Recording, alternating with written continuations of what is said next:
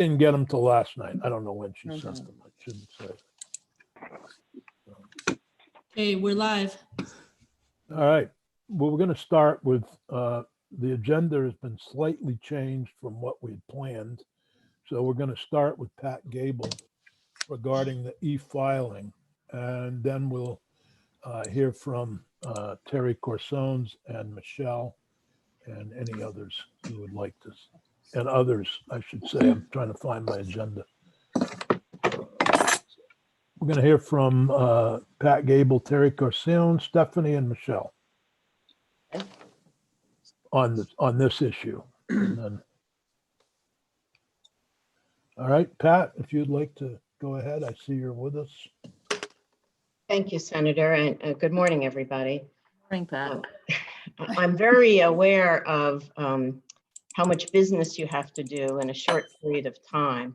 Yeah. And so I thought about how I could economically call your attention to the information I've provided in writing, as opposed to simply reiterating it here, though I will just hit some highlights.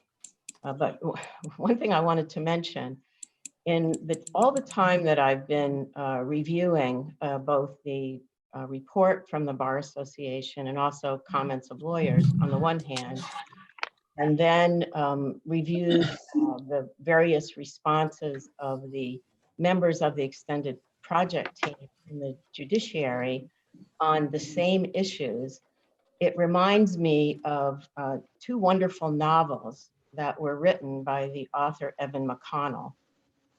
One of those novels was called Mrs. Bridge, and it was published in, I think, 1959.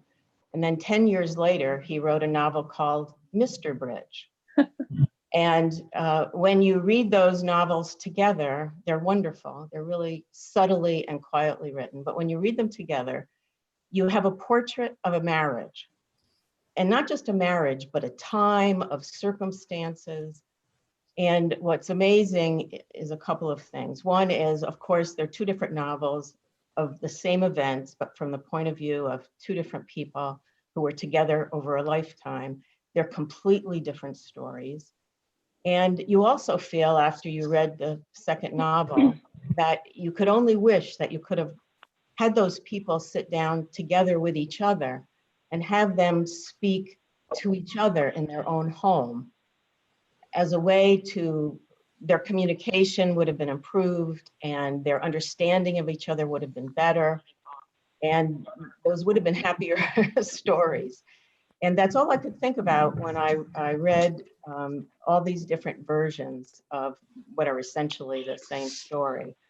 And that is that the only solution to miscommunication or misunderstanding or communication that doesn't jive is actually more communication.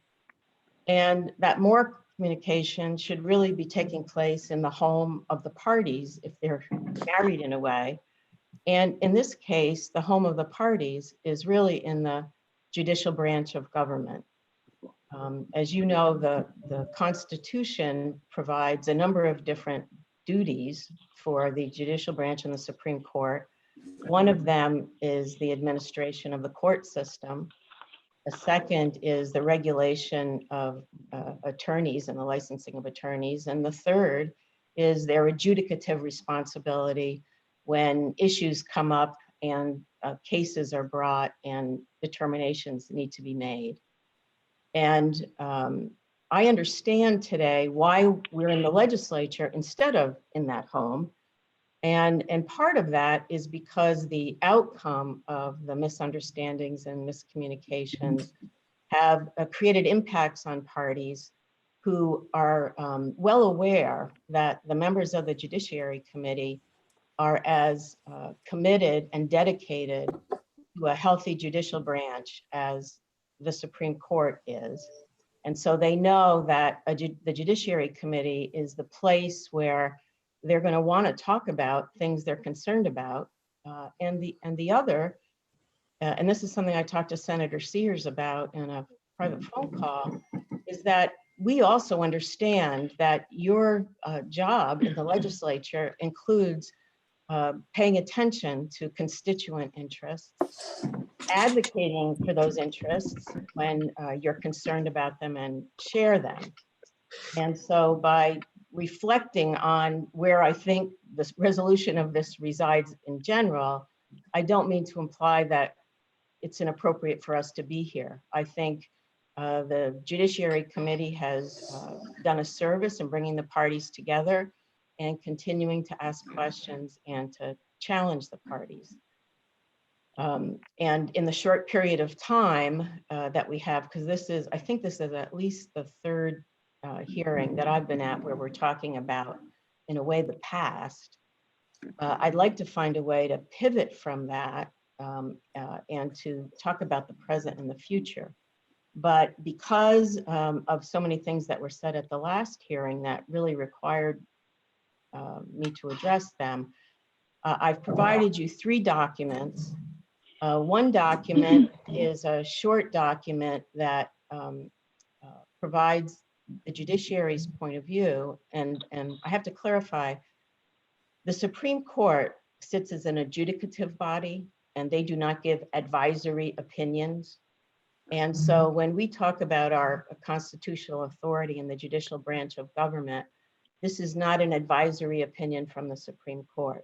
This is simply the understanding that we have in the judicial branch about what the rules are that govern our work. And so the document I gave you provides you a very short summary of why we don't believe that the 2 statutes that were talked about in the previous hearing are in conflict regarding the authority of the legislature and the authority of the judiciary with respect to creating certain fees that have an impact on users. And as you'll see, if you take the time to read that article, we believe that the statute that identifies the legislature as the place where fees are created addresses the taxing power of the legislature and the power of the legislature to appropriate funds that are brought into government as revenues and then are appropriated by the legislature to spend.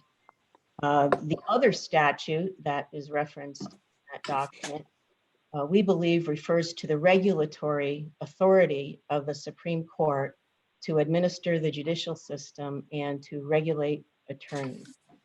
And as you know from previous materials we've provided, we believe that the judiciary did follow the process called for. One other thing I might add in general about the way that the judiciary takes input from parties is that even though the mission of the legislature and the mission of the judiciary are really in separate parts of our Constitution, indeed the Constitution says each one of us cannot do the part of the other, we're actually organized in a very similar way procedurally. So just as you have committees that vet issues in detail and allow for people to come in and participate, the judiciary has rules committees. And those rules committees consist not only of judges and court staff, but they also consist of private attorneys, I think in almost every case. And I also believe, and this is, I can't swear for sure because I haven't actually gone back and looked at the membership, but certainly in most cases, the Bar Association, a member is at least one and usually more members of those committees. So just as your committees have this deliberative process, we have a very deliberative process in the judiciary regarding rules. Once rules are recommended by rules committees, the Supreme Court normally looks at them and then sends them out to the bar and to others as proposed rules, and it gets further comments. And then finally, the rules are promulgated, and then they're available for review by the Legislative Committee on Judicial Rules. And that leads me to want to say something in particular, because I know Senator Benning last week was very concerned that the governance process in some way implied that his committee was approving the setting of a contract fee by the judiciary for in a third-party agreement. And I agree with Senator Benning that that is not the role of his committee and the Legislative Committee on Judicial Rules. Their role is merely to review the rules that were reviewed, that were promulgated or proposed by the Supreme Court. It kind of depends on when the committee meets, and ask questions and make comments. And so the e-filing rules that were adopted do not set a specific fee. Rather, they identify a use fee and say that that will be determined by the court administrator. And so Senator Benning is correct, not only on that issue, that his committee isn't setting fees, but also that the work that the judiciary did with Senate institutions all took place before he was the chair. It was at a previous time. And so the reason I mention this very consultative process is that in addition to that, the Supreme Court, Judge Grierson and I meet with the Board of Governors of the Bar Association on a quarterly basis at the Supreme Court building. And the Chief Justice and Judge Grierson and I also meet with the Executive Director of the Bar and the then sitting member, President rather, of the Bar Association on a monthly basis. This has recently been changed. So as a result of the pandemic and the judicial emergency, we're now having that latter meeting on a weekly basis. And I mention all these things because it's important for not only the committee, but for anyone interested in the hearing today to understand that it is very much a family of people who either are part of the judicial branch of government or whose work has them mostly interacting with the judicial branch of government. That's what makes the misinformation and miscommunication issues even more perplexing. But one of the things that we already realized is that whatever methods the judiciary has been using to reach lawyers and to go to the place they are in terms of helping them along between the place where they are now and the place they will need to be when e-filing is instituted, whatever methods we've been using, we need to step back and do more and do better. And so we are not finished reviewing the VBA report, but I can say that although we might have, if we got to choose, have chosen a better way for those issues to come forward, nonetheless, the content of the issues is very important to us. And as we review the report, we continue to look at those issues.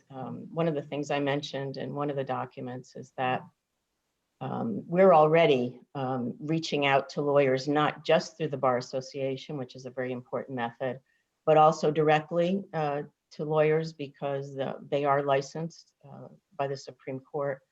And we're also trying to identify other nonprofit associations where lawyers might come together as members.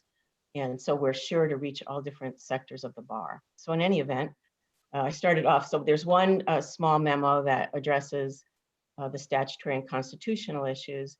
There's a second memo that it gives a very interim response to the Bar Association report because we only got it 6 days ago.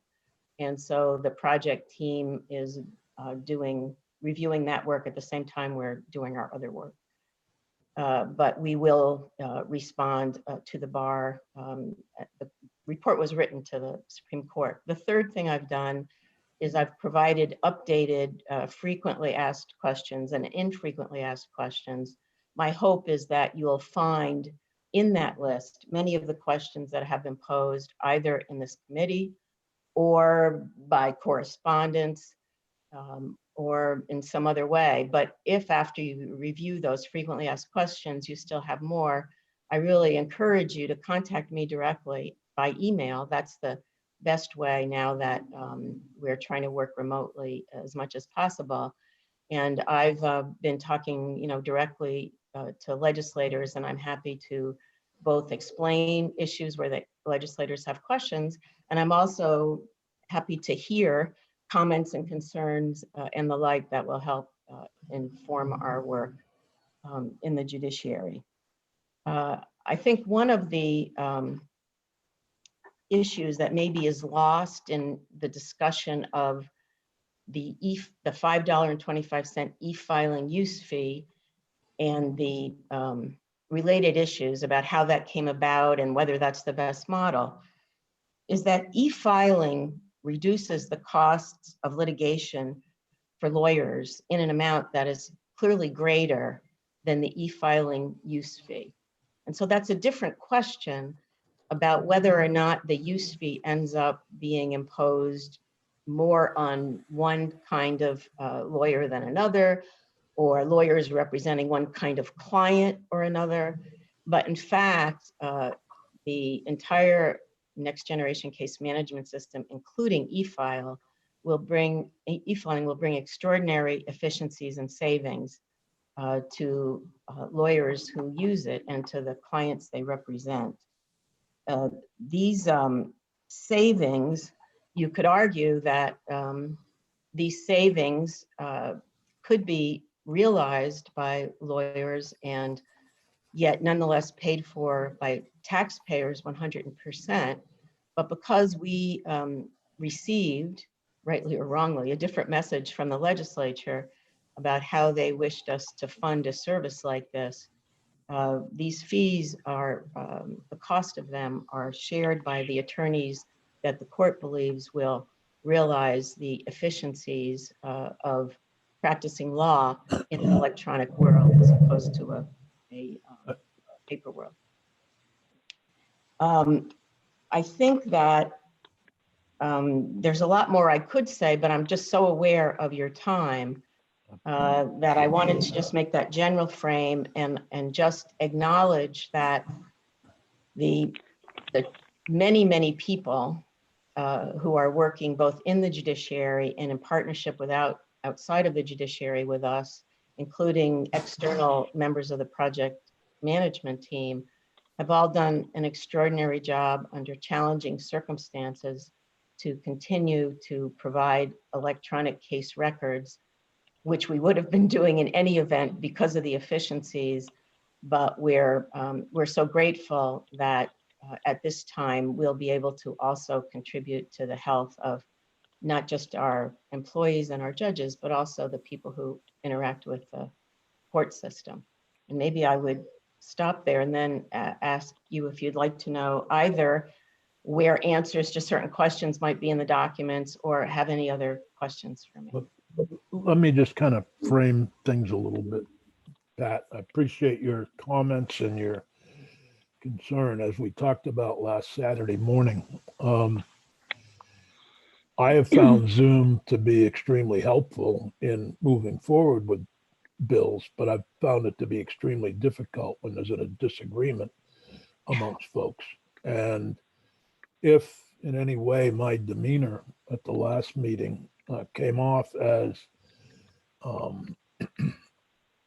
anger or whatever, I think we have a disagreement about the constitutional charge for the legislature to set fees and not the judiciary or the executive branch. But putting that aside, I do apologize to you and to anyone else who is listening who thinks that I was out of line or anything. I just don't want that to be left out there. But I do think at this point, one of your earlier comments about moving forward by working with the Bar Association and the legislature would be probably the wisest course of action. And one of the reasons that you and I have talked about, as well as Stephanie, and I've talked with Stephanie and Michelle about, is the idea of perhaps through COVID-19 funding being able to, until December 31st, fund the fees in some manner through the legislative branch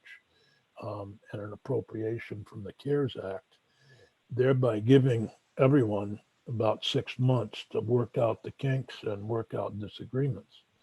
I mean, I do think that you may be absolutely correct that in the long run, it will save lawyers money, save litigants money, et cetera. But I'm wondering what happens if somebody's going to Judicial Bureau and has a case. Do they now have to file an e-file, and will they have to pay the $5 and whatever charge plus the credit card charge? So there's a lot of those questions I think need to be answered, and it would give you, the Bar Association, and this committee and other committees an opportunity to pivot, I guess is the term that we would use, to see what changes might be made, or if any, but at least give time as it rolls out for further discussion. So that's where I'm at. Secondly, I've asked Michelle to look into drafting legislation that would make clear that fees are set by the legislative branch, not the executive or judicial branch. And she's going to work on that, but obviously that's not going to be done overnight either. But I do think it's important to establish, if the judiciary is able to set fees with outside vendors, then why wouldn't the administration be able to do the same? And I can see how this would end up in several ways. So anyway, it's something that I would look at as legislation in the future. And if legislation is needed to help deal with the difference of opinion between the bar and so forth, that's fine with me. I think that it's clear there was discussion with the Judicial Rules Committee and with the institutions committees, but I don't think there, I think the record is fairly clear. Unfortunately, I did miss the Judicial Rules Committee meeting that talked about the filing with Justice Dooley and others. So with that, I'm going to just, if there's other committee questions about this before we hear from Terry Corsones, be happy to do that. And then try to hear from Stephanie about the possible funding and from Michelle about other possibilities. Senator Benning and then Senator Nika. Pat, I was getting it from several different angles. Attorneys who were angry with me for not being on top of this to begin with. People who are frustrated because they thought it was in front of institutions or it was in front of judicial rules. I spoke with Peg Flory, the previous chair of institutions, and all of us were ending up scratching our heads trying to figure out how did we miss this? And I think the answer is we didn't really miss it. We weren't really under the impression we had responsibility for this conversation.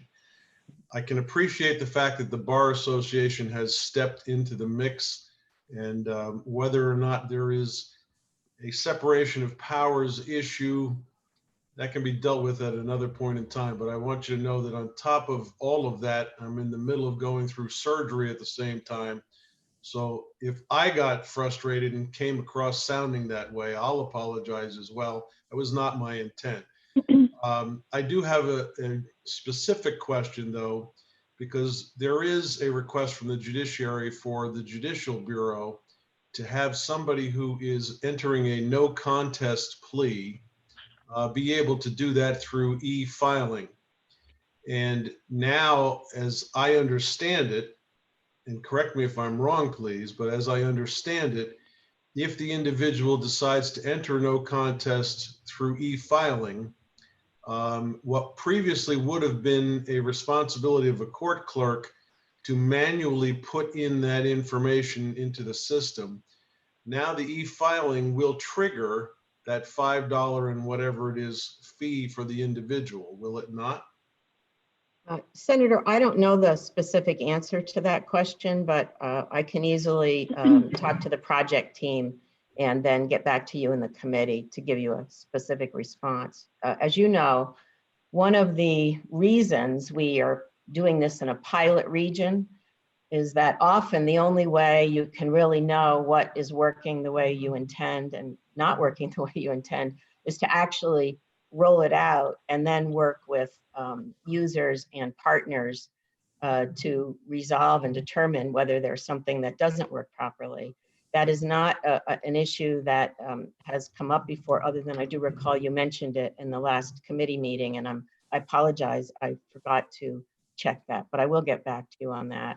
One of the things we've been doing, and this is something where I can talk to Michelle offline, I think, is that there may be things that are appropriate for the legislature to do to make certain clarifications that would be supportive, but it really takes, you know, a problem-solving, project-oriented discussion. And so I'll find out the answer to your question, but then I can also try and follow up with some solutions if it's an issue that doesn't seem appropriate as an outcome of the use of the program. Okay. And I do want to, as I said, reaffirm that the judiciary agrees that it was not in the jurisdiction of either the institutions committees or the rules committee to approve this use fee, because the judiciary felt and feels it's within the constitutional authority and statutory authority of the court.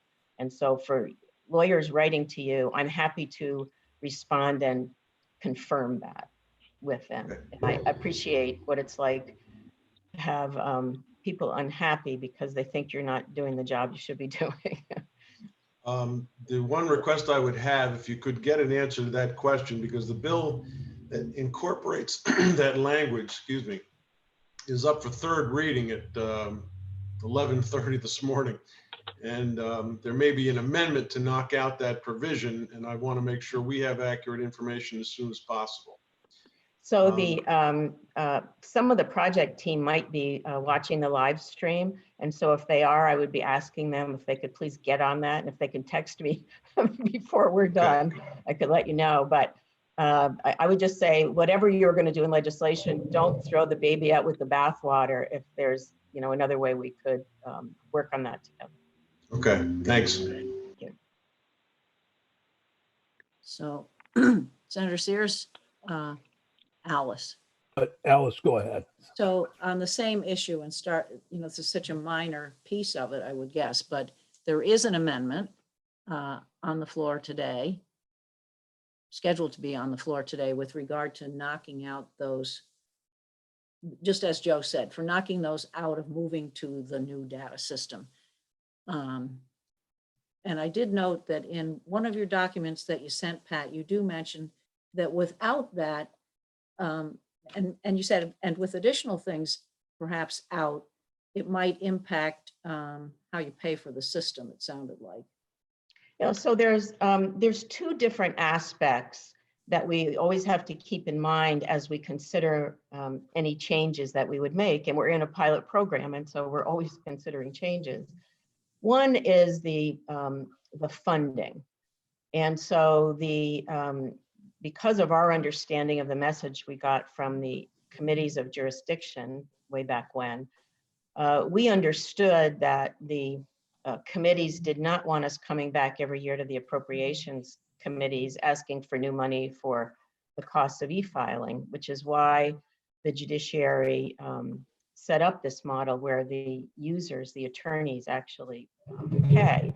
And so that's why I suggest that a problem-solving, people working around a table method is a better way to address some of these issues, because even though I offended somebody a couple of weeks ago by saying there's no free lunch, it really is one way or the other. The service needs to be funded. And there are probably, you know, different states have funded it in different ways. At the time we negotiated the agreement, we looked at the other ways that states funded this system. And based on our volume of cases, and based on the kind of cases that we had, and based on this very specific message from the legislature, they didn't want us coming back every year, we chose the model that's in the contract. We also designed the term of the contract such that it would give us a period of time to get experience to see not only how many filings are affected, but also how many of those filings are exempt, because the contract says that any use fee charged will not be charged in a filing where the legislature has specifically exempted somebody from court filing fees. And so any discussion about the changes, on the one hand, need to deal with that funding issue, because we certainly know that the vendor will expect us to pay for the cost, not us, but the user. But at the same time, you don't want to overpay the vendor. Some situations, there are some states that have been referenced in the comments, such as Rhode Island and Maine. And Rhode Island has something like 60,000 civil cases a year, and they bring in over $1 million that's needed to fund this particular service. In Maine, my understanding is they also have to pay Tyler $1 million a year, but just as our tech fund fees fall when the tickets written are down, or when the legislature changes some policy, Maine's dealing with that now too, which is that they have to pay $1 million on July 1, and the revenues that they were going to rely on are not there to do that. Now they found another solution to that, this year. But the one thing I'm sure the appropriations committees would want to avoid is this wild fluctuation in whether or not there's funding. And I know the Chief Justice year over year says if there was one thing that he could ask from the legislature over and above anything else, it would be sustainable funding that we could rely on. And so those things all need to be considered. So good. So I'll just ask one more question. So with regard to the layperson that comes in and say the traffic fines, et cetera, on the admission, the person is going to pay it by filing online. They clearly are not signed up to that user agreement. And if it's a person, I mean, these are people without a lawyer, many of them. Right. I'm not sure how that works in terms of they're certainly not going to sign that lengthy agreement. So I'm not sure what happens with those people. So I have some texts from the project team. If you give me a second, I could look at them and try and give you guidance. In the Judicial Bureau, you plead no contest by paying your ticket. So there's no case filing. You only file motions in the Judicial Bureau if you are contesting. So there are very few e-filings in the Judicial Bureau, but we don't know if that's the question. So as I said, I think what we can do is when we're done with this part of your morning, I can, and I'm off YouTube, I can have a more specific answer and then send an email to the committee, trying to give the best information I can, so that Given the timing, I think the best thing for us to do is go forward with the amendment, giving you time to answer the question and look at why it should be. The bill will have to be, it's a Senate bill, so it's going to have to go through House Judiciary. And if they choose to put that back in and there's good reason, we'd probably concur with them. Yes, Senator, and I just saw a note from Stephanie asking who Jeff Lower is. Jeff Lower is our Chief Information Officer. Okay. And he's the person who is responsible for the next generation case management system. I believe he is watching the I hearing. am somewhat concerned about time, but I do want to get all the question answered. But I think it's best for us to take that section out right now where there's still some question and try to allow, unless we have a definitive answer by 11:30, and then allowing the House to battle with that one.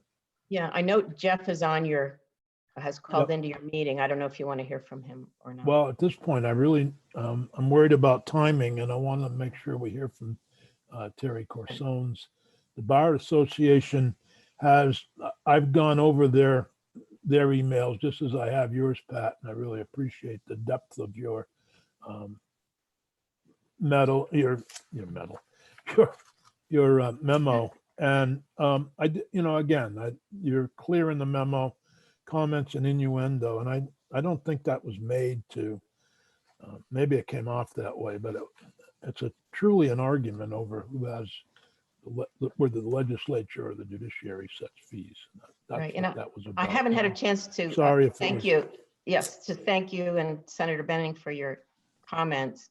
And I agree about the challenges of this model. Being able to continue to meet remotely is great, but I agree it's really difficult to have more personal contact, that's a much better way to resolve these. And so I really appreciate your comments and your understanding about how Thank you. some people may have perceived them. Terry, if you want to go ahead with a few comments, and then if we have some time, maybe we could hear from Jeff a little bit on that other issue in the next few minutes. Terry, if you could. Well, yes, can you hear me? Yeah, your Great. your executive summary is an excellent summary. I Oh. read both your memo as well as your executive summary, and it really helps to set what the issues are and what your recommendations are.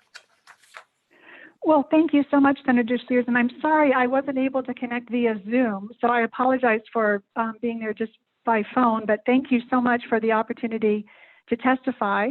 And thank you, Pat, for giving your perspective. I'd like to just point out that it's apparent that your perspective is quite different than a court user's perspective. And I think that highlights why it's so important to get the court user's perspective when a new court system is being developed and when new court fees that a court user has to pay are being analyzed.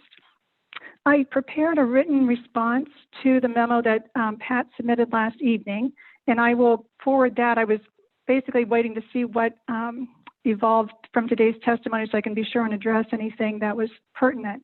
But I will be submitting that right after. I recommend to you, as you mentioned, Senator, the more extensive e-filing fee study committee report that many volunteer lawyers spent a considerable amount of time in an effort to detail all of the problems that have come to light with the per use e-filing fee approach. And I know how valuable the committee's time is and that there are other witnesses this morning. So I wanted to just make 3 observations, all related to the fact that the court user's perspective, when the judiciary was making critical decisions about court fees, was just not at all addressed, and that could have made a big difference. First, the court administrator as project sponsor of the next generation case management and Odyssey e-filing systems did not include the legislature or the bar or any other court users in that decision-making process when the different e-filing fee options were explored and before the contract with Tyler was signed.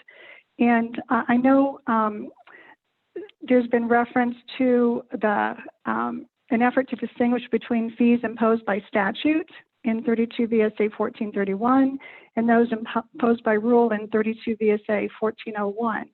But both those statutes constitute a grant from the legislature, and focusing on this distinction, I think, overlooks the fact that the legislature has spoken in this particular instance and modified the judiciary's rulemaking authority in Section 25 of Act 191 that we've talked about before. And that mandated the judiciary to submit a specific plan, and that plan was never submitted. Had it been, we wouldn't be here today trying to fix the problems that flowed from a decision to select a particular e-filing fee approach without consulting the actual court users and without legislative oversight. And that brings me to my second point, that it's the frequency of the e-filing use fee, not that there's an e-filing fee or that there's an e-filing system. The crux of the problem is the frequency. And that the court administrator to this day doesn't seem to appreciate that a court filing fee imposed each and every time that a new filing is made in a probate, family, small claim, civil case is a completely radical departure from any other court fee that's ever been imposed in the history of the Vermont state court system. And that's not recognized as something that should have been highlighted and focused on, I guess shows that, again, there's a different perspective here, and they're not looking at the perspective of the court users, nor did they involve the legislature who looks out for court users in that process. The third point is that a failure to understand all of the other problems that flow from this very different fee structure is another example of how the court user's perspective was ignored in the decision-making process.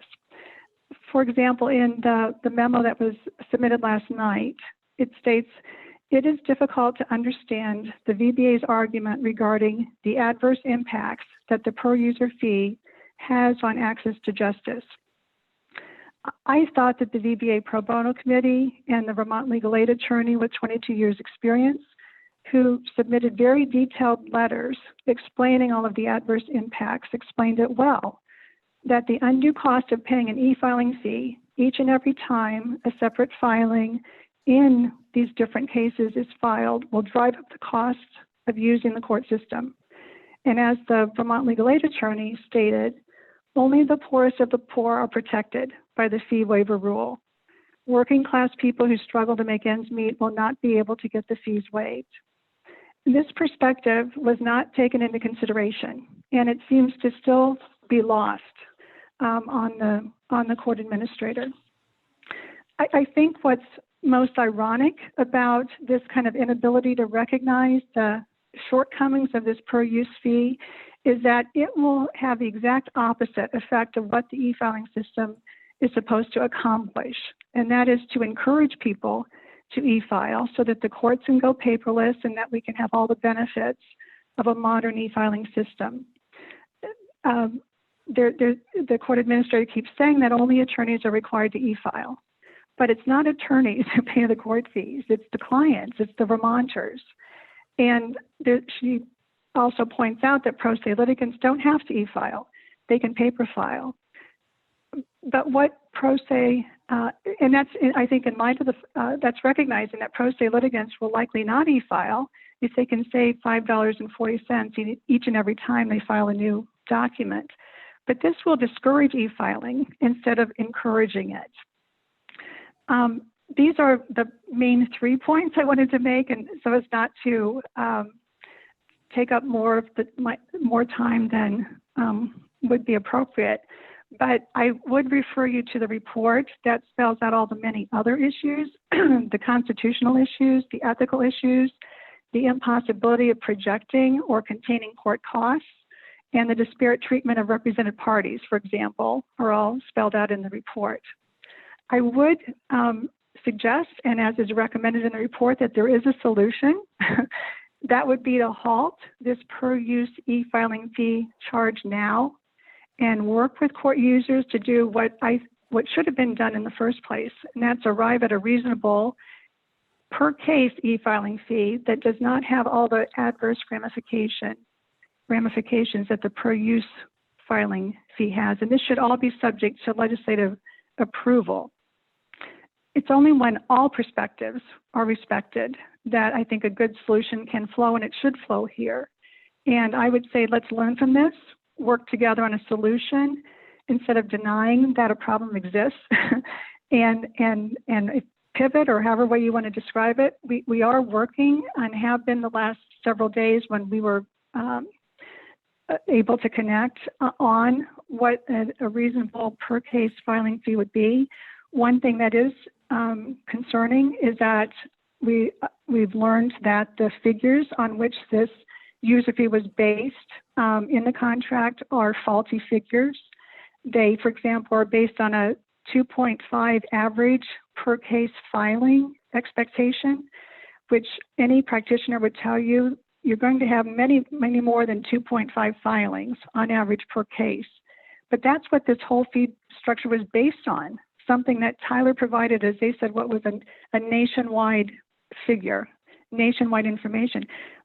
You could get exact information from Vermont practitioners had they been consulted in this process. The other fault, and I just learned from Jeff Laura this morning that Tyler, in his words, Tyler used overstates.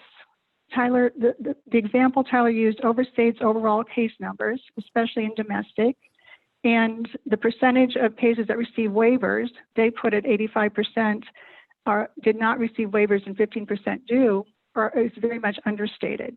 So it's concerning that a lot of the figures in the contract on which this user fee were based are apparently incorrect. So that will need to be addressed as well. But I would say let's work together and see what would be a reasonable solution. It's very possible the contract allows the judiciary and Tyler to modify this that's what I would suggest. It also allows for statutory enactments to kind of force the parties to the table if need be. Hopefully that won't be necessary, but we would love to go forward, work together and resolve this. And we really, Senator, very much appreciate your committee allowing all of this to come to light and giving us a direction. If the COVID-19 monies are able to cover the fees through January 1 so that we can analyze this properly, that would be ideal. And whatever we can do to help in that regard, we are at your service. Thank you, Terry. And what you've raised here to me is a number of important issues, but one where I'm unclear. So what you're saying is that they set the fee based upon 2.5 average filings per case, and that actually it would be much higher. Does that mean that Tyler Tech would get a huge profit out of that if it's 5 per case, for example? Or does that mean that the judiciary would get money out? I mean, I'm not understanding how, once that fee is paid, is it all paid to Tyler Tech? So maybe you could, does anyone have an explanation of how that fee? Senator, Yep.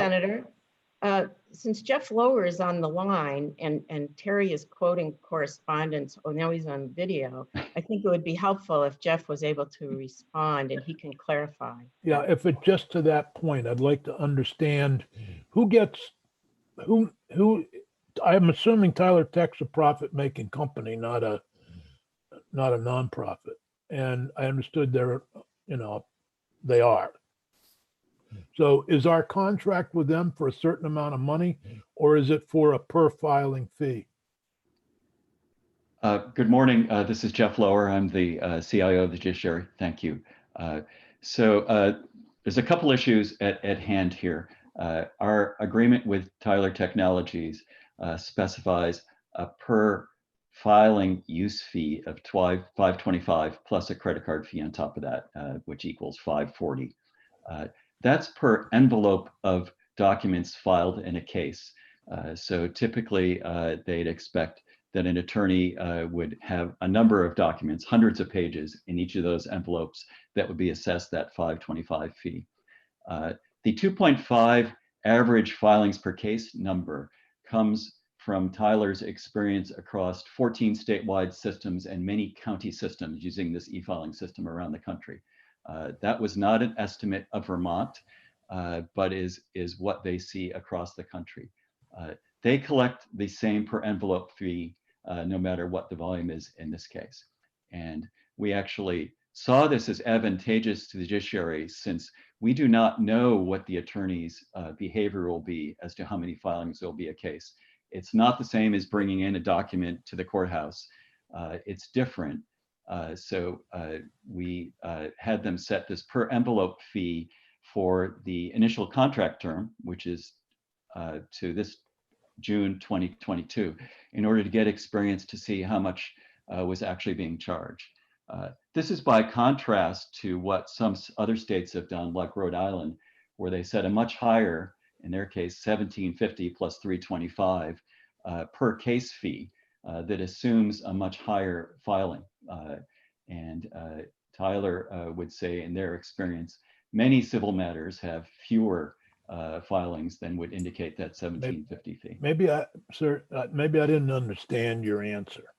Okay. So if Tyler Tech gets the average, that'd be $1,350. But if it's double the average, it'd be $27. Does that mean that Tyler Tech now makes $27 profit over what they intended?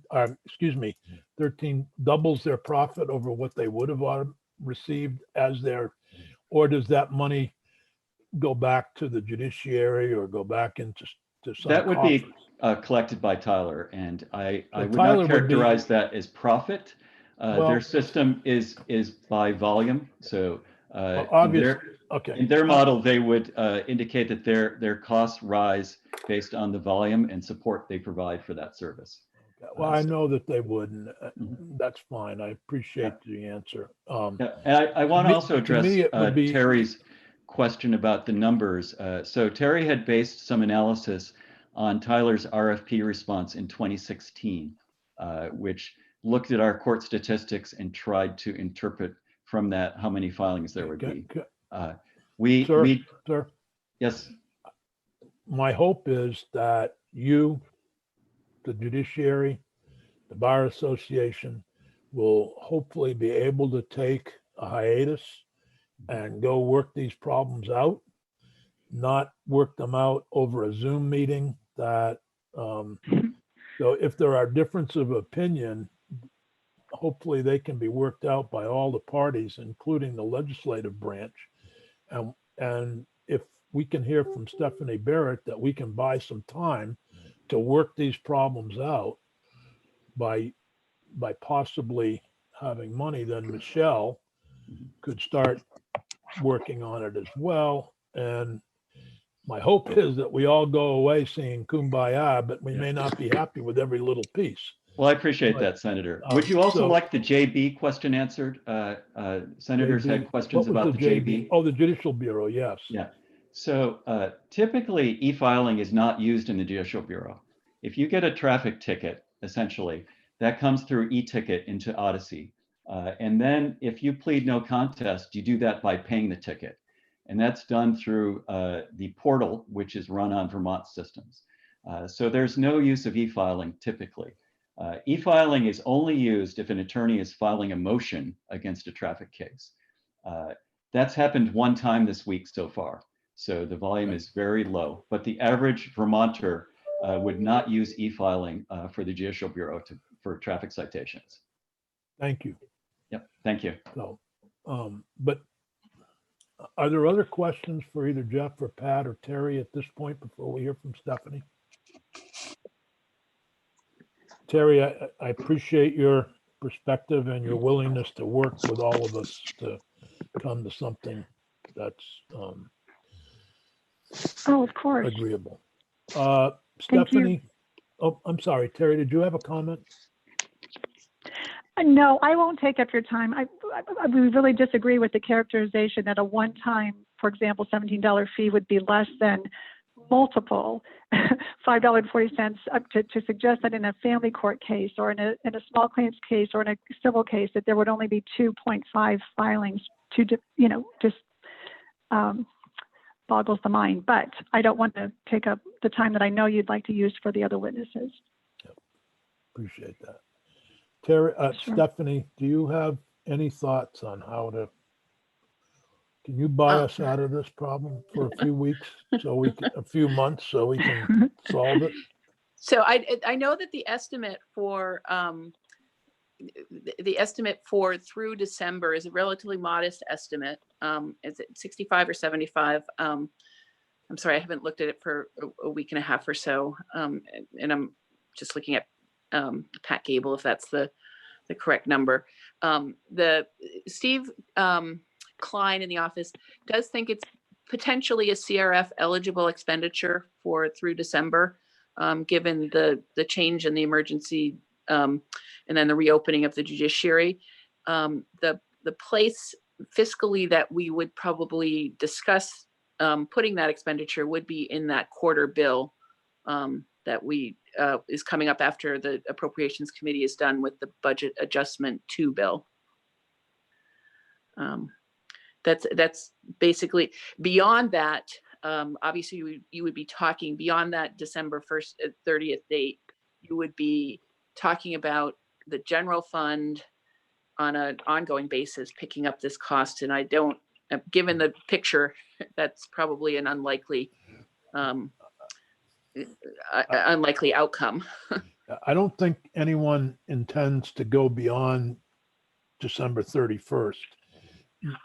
My idea, at least, and I think the committees, after hearing from all sides, feels that this would buy time for the judiciary, the bar, and others to come to some kind of an agreement on how to move forward. But I don't think there was any disagreement about whether we should have an e-case filing plan. I don't think that's the issue. That's not in dispute, but it's how it's funded and et cetera. So this is really designed to buy time for everybody to come to some agreement. And it would have been easier to come to some agreement if we weren't in the middle of a pandemic. So, Joe Benning has a question. Dick, this is a conversation that I would normally expect in either finance or approach. I'm going to ask it only because I'm trying to analyze forward. If Stephanie is being asked the question about, do we have money available that would provide us a stopgap measure, I then have to turn to Pat and say, if this is a for-profit company, are they going to be upset because they anticipate a contract that enables them to gain more than just the assumed 2.5 filings? And here we are talking about a stopgap measure that may be a specific amount. I don't know whether the contract with them would be impacted by that. So Senator Benning, when we had informal sort of off the record discussions with Joint Fiscal and others, we tried to determine what would be a reasonable approach to our contractual partner. And so I know they follow things that happen here. They could be following this hearing. But from a practical point of view, let's say that the COVID emergency monies were appropriated to some party to relieve the impact of the pandemic on lawyers and litigants during this period. Then once we knew that that was a remedy that the legislature was hoping to provide these attorneys and litigants, then we would be able to approach our contractual partner and talk to them about how such a intermission, if you will, would impact our current contract with them. And the other thing then we would need to do is what we would hope, and what we always hoped from the beginning, long before all this came up, is that during this, what we hoped was at least more than a year period, but during the period that we would actually be able to measure real Vermont lawyers and real Vermont litigants interacting with the system, and that would help us determine whether we should be seeking changes when it was time to negotiate the contract. So I would say in the end, it's not a question of us determining their profit. You know, their profit is not part of our business, but we do know from the answers we got to the RFP a couple of years ago that they are looking for a certain amount of revenue based on the volume of the transaction. And that's how you see in different states, the states have chosen different models. And so having an intermission where we would be able to continue to operate the system in a normal way, but the lawyers and litigants are relieved of the cost due to the impact of the pandemic on them, would buy us, as Senator Sears said, buy us the time to do that study and in a quiet and peaceful and methodical way, do the math, basically. So I think you go ahead. I just want to make sure, Pat, you know, a very long time ago, I learned a term about certain lawyers that they practiced by the pound. And by that, it meant they were so obnoxious with how many filings they had. When I hear 2.5 is the average, I have to laugh. And I can name two lawyers right off the top of my head. One is deceased. I could name him, but I won't name the other because she's still alive. But that practicing by the pound is a legitimate statement. And I'm wondering if this company anticipated profits. And if you're contractually locked in with them at this moment in time, and I don't know that that's a fact, but if you are, and Stephanie is being asked the question, is there X amount of money and would we appropriate X amount of money? Does that somehow insult the contractual expectations of this company as they move forward? If you're not there yet with the company, then I don't have any real problem. But if you are, this could be an issue that strikes some confrontation with the company itself. So you mentioned an interesting point about how the fees impact the behavior of lawyers. So I would be willing to guess that in those states where it's an upfront filing fee and lawyers don't have to pay additional fees to provide envelopes of new papers, that you're going to see more filings per case than you do in those states where the lawyers need to decide not just how many documents they're going to file, but are they going to file them every day, or are they going to wait and then put them in an envelope? And so I think our relationship with Tyler is a normal business relationship in terms of our contractual issues. And we've had a good partnership with them. As you can imagine, in a very complicated project, there are a lot of places where you come to a barrier, and then the parties need to work it out together. And so far, that's pretty much been the case throughout the years of the implementation. But I don't want to predict in particular how they would respond to a particular proposal. But I do think because of the pandemic and because of the interests of litigants and attorneys who might be impacted by the pandemic, I have no reason to think that they would simply not talk to us about that. And then we'd have to understand I guess my question is to the committee. Is there anyone on the committee who objects to us, Senate Judiciary, recommending the Senate Appropriations that if it's coverable by, if it's deemed an appropriate use of CARES Act funds, that we do this 6-month funding, or what, maybe 7-month funding in the budget adjustment, not budget, in the first quarter budget, 3-month budget that would start July 1. So that is the concept. It buys time for the Bar Association, the legislative branch, and the judicial branch to work together to come up with something that is acceptable to all sides if possible. But at least it buys us time. As this rolls out in the rest of the state, it would also help, I think, to give more time to clearly train people in the use of the e-filing system. So, is there anyone on the committee who would object to that idea? Okay, Stephanie, I think do you need more from us at this point? I do not. I think it's just going to be on the list for the quarter bill as an item to consider. Right. I've talked to Jane about it, and she's familiar with it. And Steve Klein, I think, also has looked into it. So, and Stephanie has some numbers, and if they're not I thought at one point it was 120,000, but you're saying about 85. I just want to be careful that the conversations I had with Steve and Stephanie were several weeks ago. So I have to just go back and look at our notes. Can you also look at who it would be appropriated to? I would assume it would be appropriated to the judiciary. Yeah. So I think that may not be the best place for it to be appropriated. Okay. For COVID, but that's something I think we can work out with. And this is Terry. I'm sorry to interject, but I feel very strongly.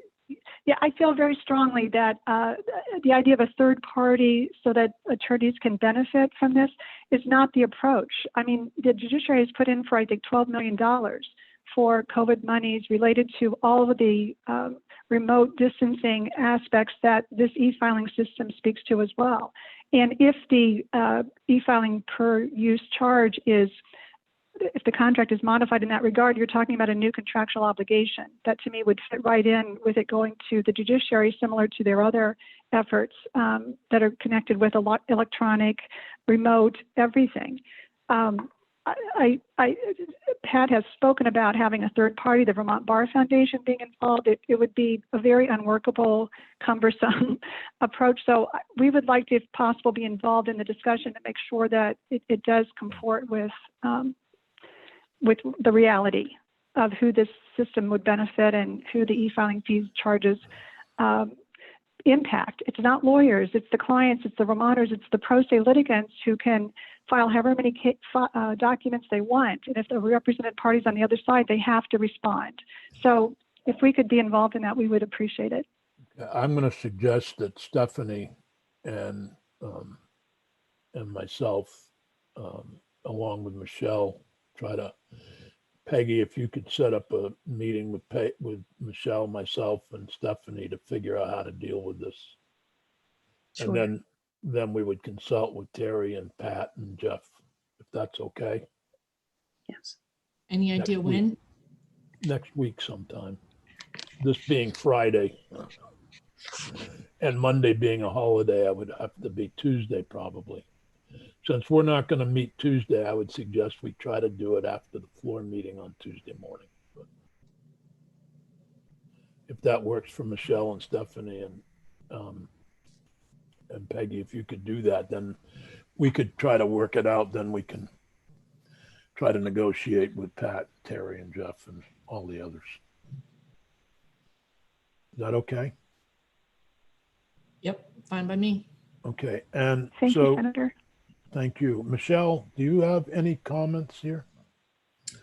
I just Before we- wanted to mention one thing in terms of moving forward with legislation. You had talked, I think, in committee and with me as well about, how do we avoid this kind of situation in the future? Because there's obviously a disagreement between the legislature and the judiciary around statutory interpretation under Title 32. And I just wanted to clarify around I think the court administrator had said that there was a characterization that there was a conflict in the statutes.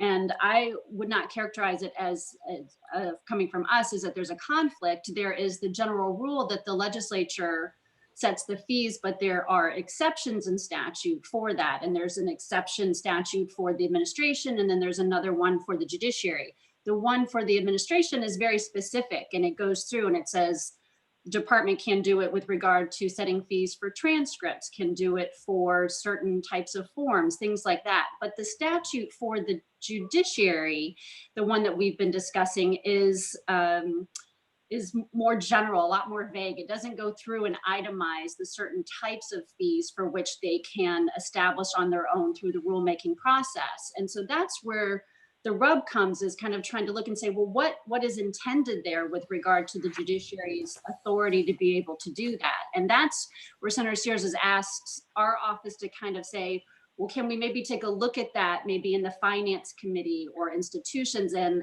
look at the issue of what should be the scope of the judiciary's ability to be setting fees without the approval of the legislature, and how does the legislature feel about either the judiciary or the administration entering into contracts with vendors to pass on a user fee directly to the vendor without there being a state role there?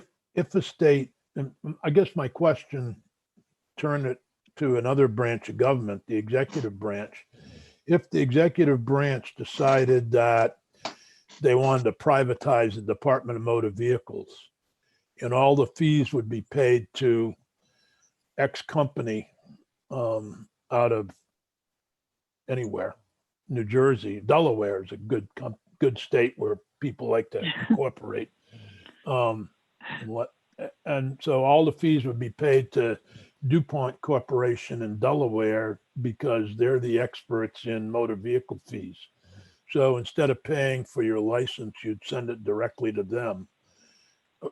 Would that be, is that prohibited under current law?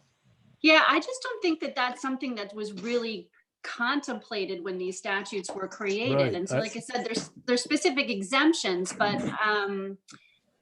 I think that this is an issue that's come up that says, maybe, with the evolution of technology and the way that we work today, things are different from when these statutes were originally drafted and contemplated. And so now in the new world of electronic records and things like that, is it time to take a fresh look at that and make sure that it's that it reflects your policy with regard to that? And what I'm doing is bringing in like Abby and Becky, because they're your money attorneys on Ledge Council and they deal mostly with the fees. I typically don't work with that. Right. So so I think that, it's a bigger discussion, and I think you want to be very, if you want to prohibit that or you want to provide some guidance on that, you need to kind of go into Well, I the think- Title 32 statutes and tweak them a bit to be clear. I think we should provide clear guidance. Whether a report was submitted or not is now debatable. And what did happen in institutions and judicial rules is all up for debate. So I think for the future, I would feel more comfortable if we had some proposal for the committee to, maybe it's not even this committee, maybe it's the finance committee, but at least to make sure that if an administration that wanted to privatize, and I know they've done it in other states, various aspects of state government, would be a concern. So one of the things I'll just mention that's in both statutes for the exemptions for the administration and for the judiciary is it just talks about fees not specified by law. So when it's talking about, so the legislature hasn't specifically identified certain types of fees, and so they haven't been contemplated, and then leaves that to be done Yep. by the other branch of government is, one of the things you might want to be looking at and get some thoughts from the court administrator's office is about what types of fees should be in that category. Yep. So I know she mentions the transcripts, but like if you look at the statutes under the executive power, it specifically mentions transcripts, but under the one for the judiciary, it doesn't, but they do it through administrative order. We're going to thank you, Michelle and Stephanie and Terry and Pat Gable and Jeff from, I forgot your title already, but it's head of IT for the judiciary. And I think we'll take a 3-minute break if we could and get back at, because I want to leave at least a half an hour for the Senator Rogers and Eric on the 234 amendment. So if we Okay, could, I'm just going to mute everybody. If you want to shut Yeah. your video off, that'd be great. Thank you, Okay. Sonia. Thank you. thank Bye. you. Thank you all. Bye. Thanks. Bye.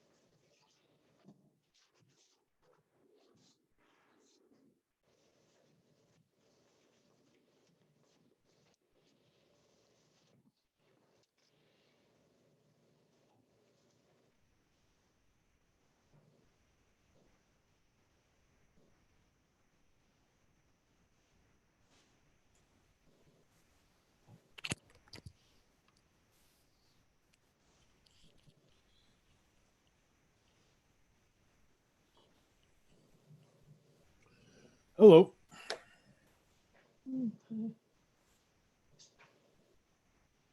Hello. Senator Sears, you said the meeting was yourself, Michelle, and Stephanie? Yep. Okay. And how long do you think the floor will be? Any idea? Nope. All right. I'll take a guess and I'll send it out. Well, we start at 9:30. I think 11:30 would be safe. 11:30. Okay. I'll set it up for 11:30 for about, Next Tuesday. yeah, for about an hour. Hopefully only half an hour, but Okay. And when do you plan on meeting next week? Senate Judiciary? Wednesday and third. Well, my life has been, oh God.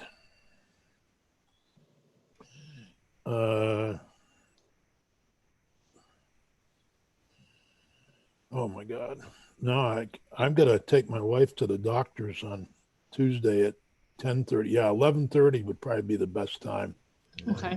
'Cause I may miss part of the floor. Next week we'll meet Wednesday and Thursday morning. 9:30 to 12? Yeah, maybe if necessary. I don't think we're gonna need to meet Friday.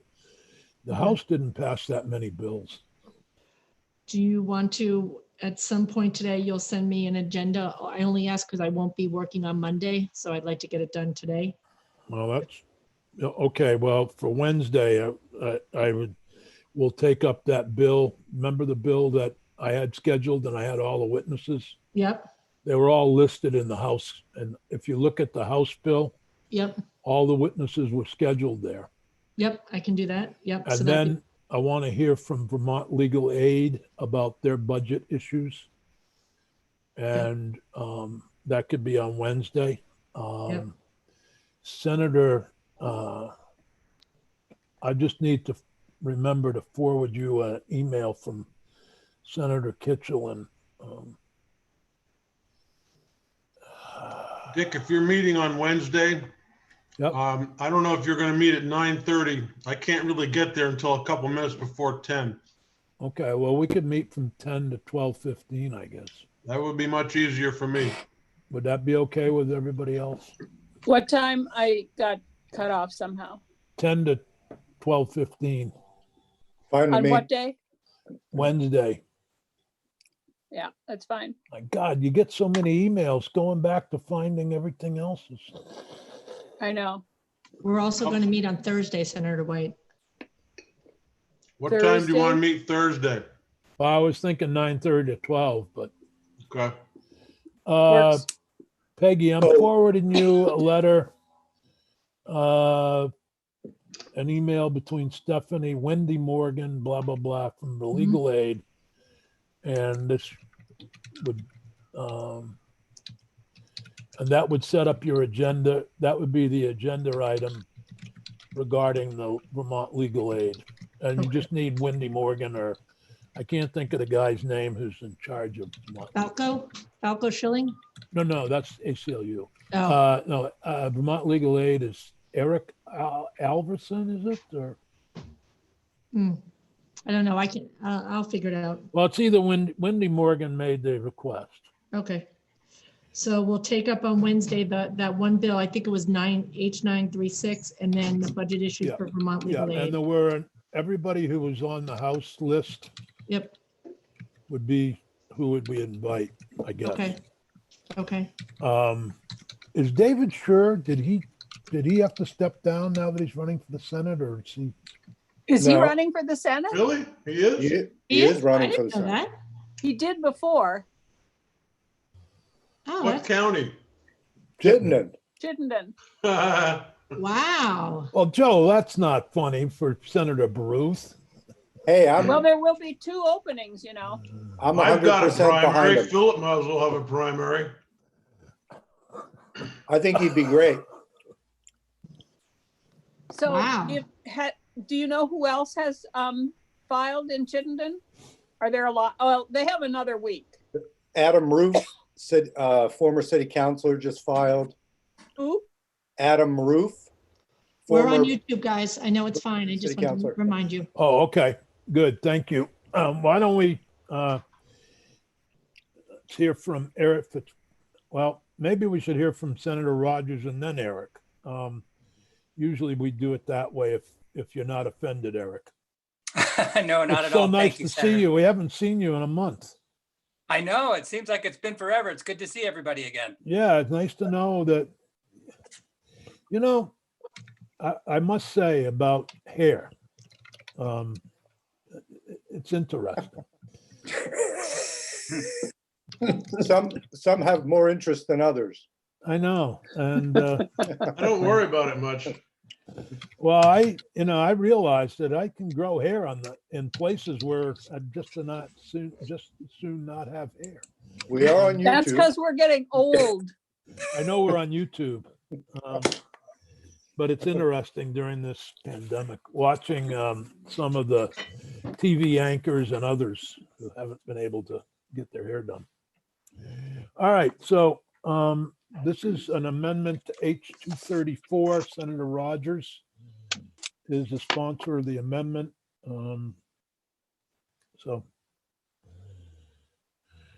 I do want to explain that I don't know what was, obviously I wasn't at the caucus on Thursday night or Tuesday night. I guess I missed that. And your recollection may be a little different than mine about our conversations about the bill when it was introduced. We did have a conversation about it, and that part is accurate. So John, go ahead. Thank you. And thank you, committee, for taking the time to hear it. This, as I see it, is quite simple, and I think probably an oversight. And the only way I know about it is because of our friend who got murdered by her husband, who is in jail awaiting trial. And in the meantime, because he is not yet convicted, he was able to rent out the house that they owned together to a person he met in jail who got out for a while and, as I understand, reoffended and went back in. But in the meantime, he emptied the house of their personal belongings and stole, or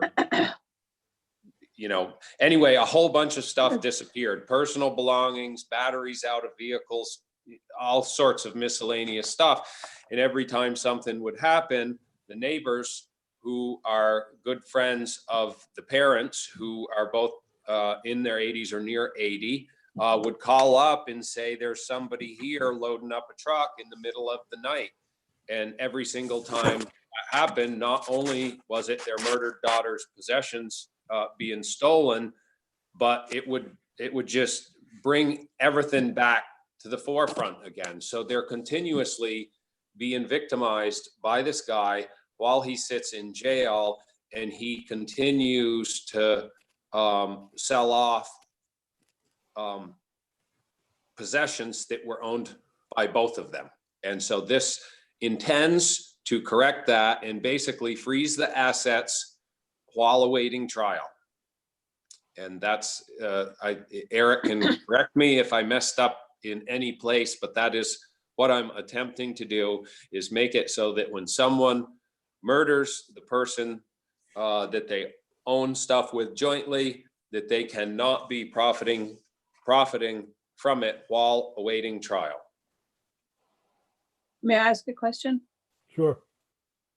So this is probably more for Eric, but I understand the last sentence of it, but I'm not sure I understand what it means to when it appears to the court.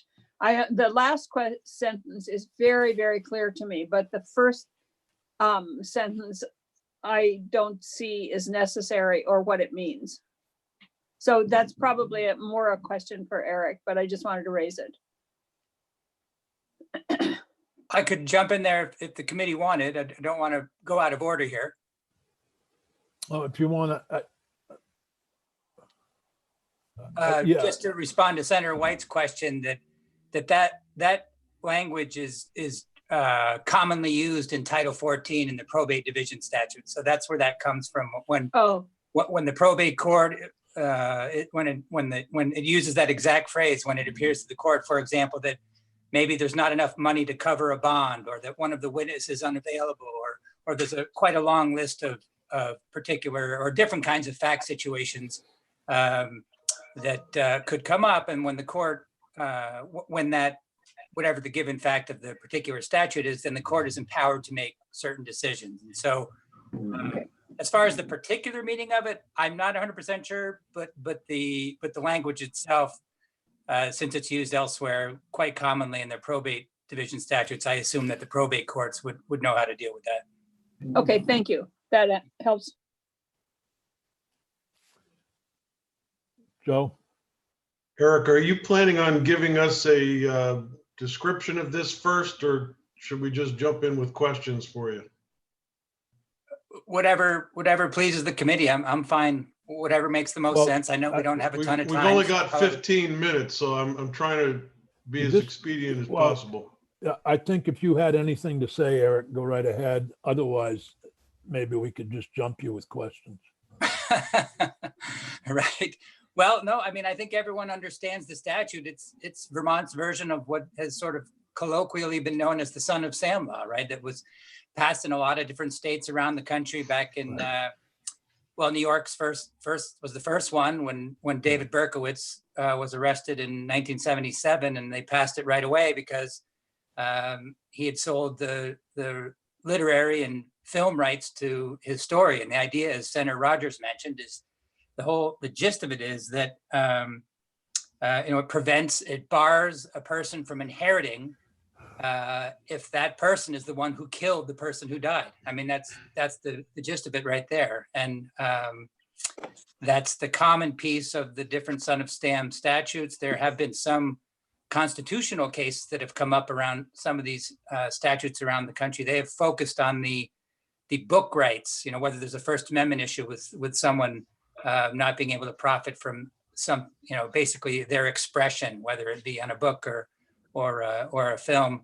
I think Vermont statute hasn't been litigated, and it's in better shape because it doesn't target book rights specifically. It's any property that a person might inherit. But that's it. That's the existing law. It bars the inheritance, and the proposed amendment, as Senator Rogers mentioned, essentially permits the court to delay distribution of the property pending resolution of the criminal case. So here's my question. As I read this and I hear John's description of his problem, I don't think this cures his problem, because the guy who's in jail already owns this property in conjunction with his wife. He's not going to have it distributed to him, and he's not going to have it inherited. He already owns it.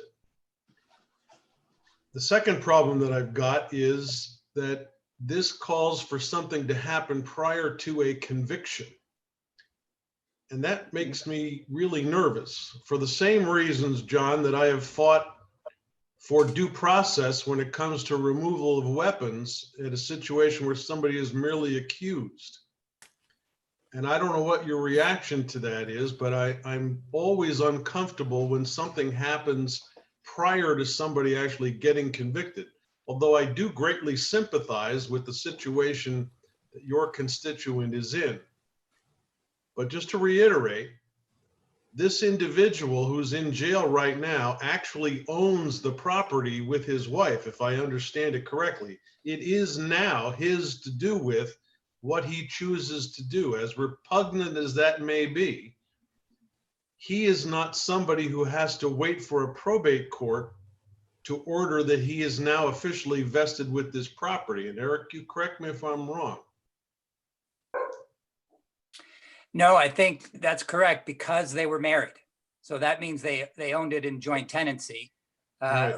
But any property that perhaps, and I'm not familiar with the particulars of that case, but if there was some property that they didn't own jointly in joint tenancy, then conceivably that could be subject to the statute. Well, but I agree, Senator Benning, that any marriage joint, any property that was owned by people who were married is immediately owned by the surviving spouse upon the death of the. Let me ask the question that I think Joe's raised some important points. What if it was a life insurance policy that would have gone to this person. Wouldn't, would he? I don't think that's an inheritance. So I don't think that would be covered. But I think that there's a separate statute that prohibits a person from collecting on the life insurance of someone that you have murdered. I think that's covered separately. The only other case that I'm not familiar with, but it happened in New Hampshire, but the guy lived in Vermont. Is the guy that's accused of killing his grandfather and now wants the money, and then he went out boating with his mother and she drowned. And I think that was over in Hinsdale, wasn't it? Senator White. You're muted, Senator White. Oh, it was in Chesterfield. Chesterfield, well, Yeah, close to Hinsdale. But, may I ask a question? Yep. So I understand the concern here and the issue, and I think Joe might be right that it wouldn't address Senator Rogers' case here, but I'm also a little concerned about if I've been charged with the murder, but I actually am found in the end to be innocent, I may need access to my funds to help my defense. I mean, this is criminal charges, and if I'm accused of killing Bill, which sometimes I would like to, but if I'm accused of killing Bill, then I may need to have access to whatever we have jointly in order to prepare my defense, because I never would kill him. Well, there is a presumption of innocence. Yep, and I understand the presumption of innocence. And the Center for Crime Victim Services said there were a couple similar cases in the state. They thought that it would be helpful. And in the particular case that I'm familiar with, our friend actually called 911 and said, my husband is drunk and is pointing a gun at me.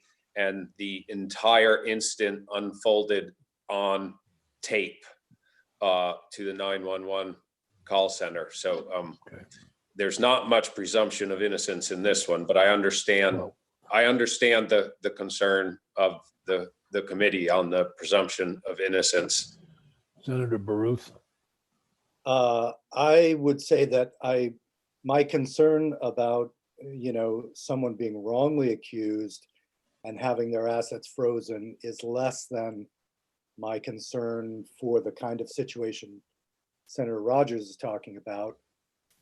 My real thing that I'm thinking about is, if this doesn't cure the problem that John has brought it forward to cure, then my question would be for Eric, is it a simple redraft to say, and simple, understandably being always complex, but is it possible to redraft it so that if someone is under presumption of murder and they're jailed for that, then their assets that they own jointly with the murdered person are frozen, to get rid of the idea of inheritance or distribution? Eric? I would say that's not a simple rewrite, no. That's going to be, obviously talk to some probate attorneys about how to phrase something like that. Well, I got one technical question. This has been ruled not germane by the chair. And so I would ask if it's germane again, and I plan to. Senator White.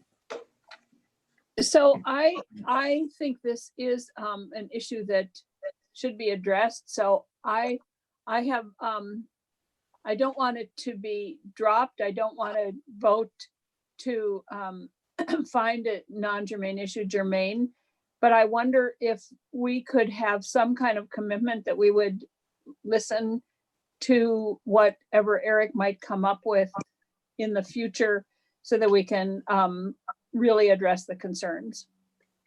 Well, the bill is up for third reading today. I know. I mean, what I'm And- asking is if there is a commitment that we'll look at what Eric might come up with as a redraft. Would Senator Rogers be willing to pull the amendment in anticipate? And I know that you feel that you might lose your opportunity, but I'm concerned that this will be defeated, and then since it doesn't address your issue anyway, if you would be willing to do that.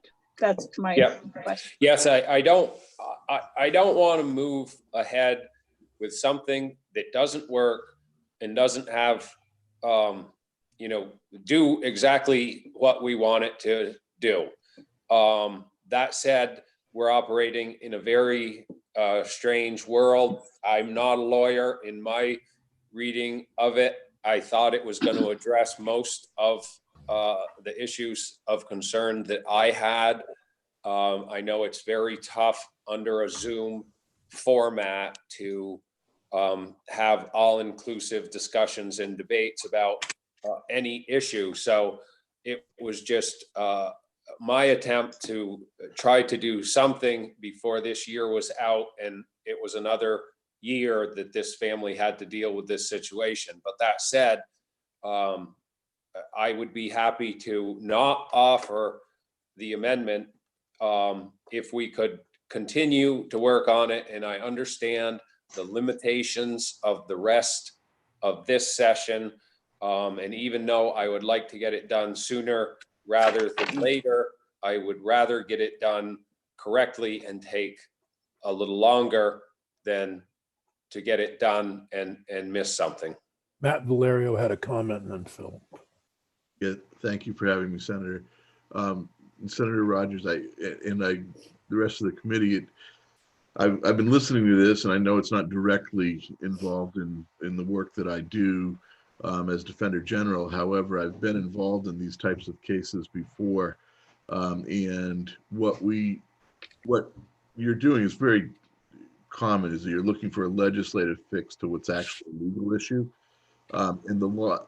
Currently, the law exists where an individual can get an attachment. If they have an interest in the property, they can get an attachment on the assets as pre-trial as part of a wrongful death suit. So if somebody has an interest, they file a wrongful death suit and they go to court and they get a prejudgment attachment freezing the assets. And it can even be a possessory attachment where the sheriff actually takes valuables into custody to prevent them from being dispersed. It's somewhat a very common thing to do in commercial type transactions, but when I was in private practice, I did it a couple of times in exactly this sort of situation, where I represented a victim of a crime, filed a lawsuit, got a prejudgment attachment on the assets of the individual who was the alleged perpetrator. They went to trial or ended up in a plea, and the assets were preserved until that time, and then they were sold and dispersed. So there's actually a legal mechanism that currently exists for people to protect themselves if they want to do it. And I have the same concern that Senator Benning talks about, where, and this, by the way, could reach assets that wouldn't be part of a will or anything like that. It could be jointly owned previously with the decedent. Any assets of the defendant could be reached by attachment. So I think there's a legal mechanism to deal with the problem that's very precise and doesn't implicate the same due process concerns of trying to get a statute in place prior to somebody being convicted. Could you send me some information on that, Matt, email? Sure. I mean, it's in the rules of civil procedure, but I can absolutely do that. Okay, I'd appreciate it. Thank you. Thank you, Matt. Senator Baruth, do you have a question?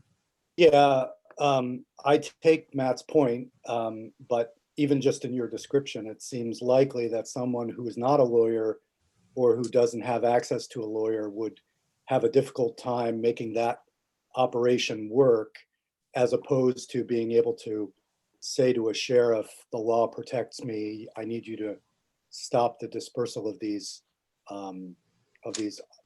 funds or objects. So I'll say I'm sympathetic to what John's trying to do. And this is a miscellaneous bill that will go to the House and then come back to us. So we would theoretically have another bite at the apple before the end of the session. So if it's the committee's will, we could, in the interim, after we pass this on third reading today, we could spend a little time working on a redraft that Eric gives us and have it ready to concur with further proposal of amendment when the miscellaneous bill comes back. That would get it done this session as opposed to next. Okay.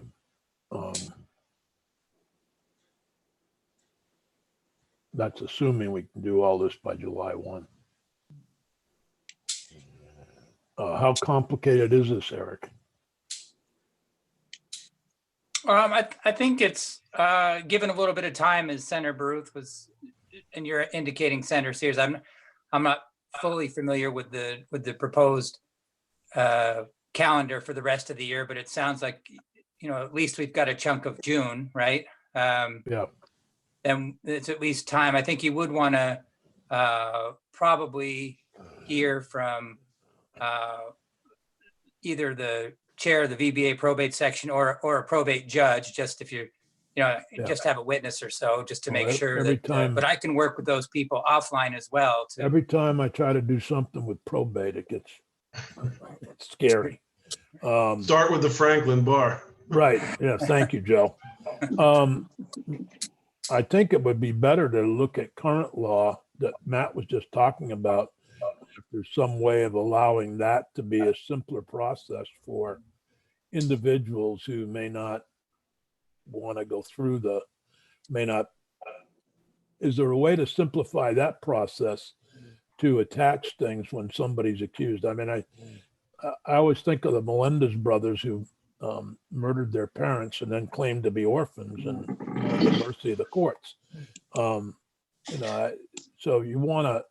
I'm wondering if current law, if we shouldn't be looking at that rather than creating something out of the Son of Sam law, which was done. I can remember writing that in my early days here in Senate. I just want to add in there, Dick, that this process is in probate court. Right. All by itself, you automatically assume there has been a probate filing. Yep. So there is a lengthy process that the probate courts are going to have to go through before they even get to what's current law in paragraph A here. So to get to paragraph B, you're also going to go through that lengthy process of having the probate court get the paperwork, decide who all the beneficiaries are, go through that process. So one way or the other, John, for the remedy of this individual, they're going to have to go through some kind of court process, be it this or what Matt was talking about, getting them to put a freeze on the assets of the estate. But I would heartily encourage you, Eric, to look into Matt's discussion, because I think it may provide a quicker remedy for people who are in this position. Before I commit to passing another piece of legislation, I first need to understand how current law works, the probate law, and how that could be used, and if there's a way to simplify that, so that a person who's a victim, it could be domestic violence, not necessarily murder, who then the person's arrested and they're in jail and then they can't get to their assets. So I'm wondering if we shouldn't be looking at current law and how we can improve that. Quicker remedy may be a wrongful death action. Yeah. Can we, without committing to passing a new legislation, at least commit to work on this issue, John? I would be thrilled with that, Dick. I don't care how we get to a resolution, as long as we can find a resolution. My concern is similar to Senator Baruth's, in that people who don't have a lot of money and access to good lawyers are sometimes, left. They obviously have never heard about this prejudgment attachment because they were trying to figure out what they could do to stop what was going on. And of course, that happens all the time. I hear from constituents that are told by the police, there's nothing we can do about this. And then you realize now they want a new law, and you realize that the police just didn't want to be bothered with the case. Right. And so Or they they didn't slough know it the off. law. Or the police didn't know the law, Yeah. and the law is already there. They just didn't want to apply something different. For example, somebody shooting repeatedly in the middle of the night may be a disturbance of the peace, not necessarily shooting in the wrong place. But instead of charging with disturbing the peace, they choose to say there are no gun laws in Vermont. Dick, it's 21 minutes past and I we've all agree. got Yeah. to put jackets and ties on. So, Some of us already have ties on, Joe. Some of us need to make another trip. okay, so just also the amendment, to go back to where we were with Pat Gable and that group. Well, I think we take that out and let them, So the- hopefully we have some idea of where we're headed. So in other words, House can deal with that. are we voting in favor of the amendment to remove it? I'm voting in favor of Alice's amendment. I hope the rest of the committee What, will. could we just take a vote on that quickly? Or, All in Yes. favor? Yes, It's unanimous, Alice, assuming you're in favor of your own amendment. yes, okay, good enough. okay. All right, thank you, Q. We'll see thank you you, next, committee. see you in a little Bye. while. Bye. Thank you. Have a nice weekend, everyone. Bye, Thank you, everybody. Peggy. You too. Thank you. Mhm.